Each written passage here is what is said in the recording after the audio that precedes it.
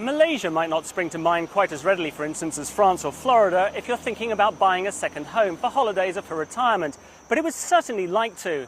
And as other destinations fall prey to their popularity or their problems, this country is hoping to become the Spain of Southeast Asia and to persuade tens of thousands of foreigners to embrace the joys of tropical living and to call Malaysia their second home.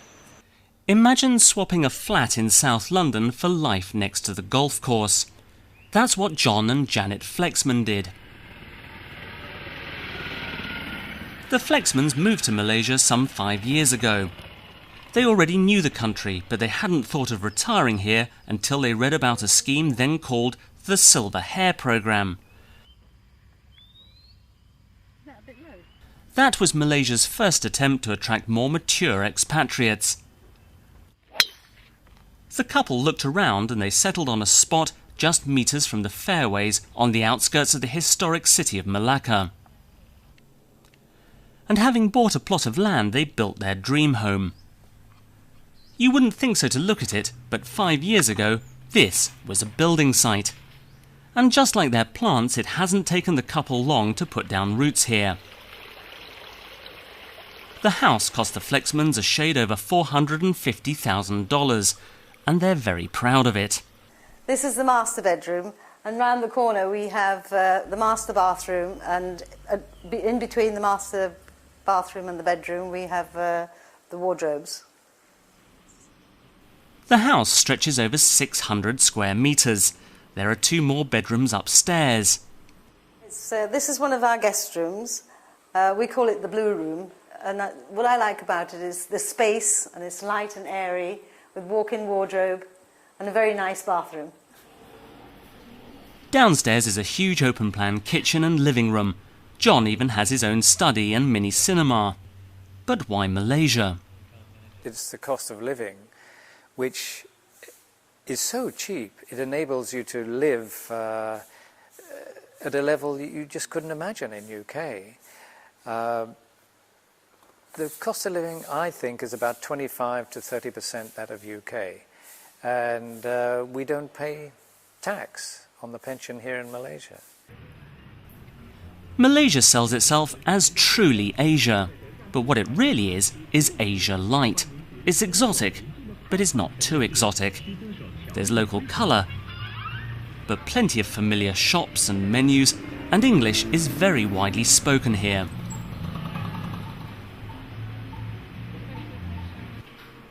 There are also plenty of good private hospitals. Many have the very latest equipment, and yet healthcare is cheap by Western standards. Which is useful because you must have medical insurance to live here under the scheme that's now called Malaysia My Second Home. And there are a few other conditions. It's relatively straightforward. All you have to do basically is prove that you have income to support yourself because you're not allowed to work under the program, and you normally are required to place a fixed deposit of about $40,000 in local currency in a bank in Malaysia. If you're under 50, then the amount rises to $80,000.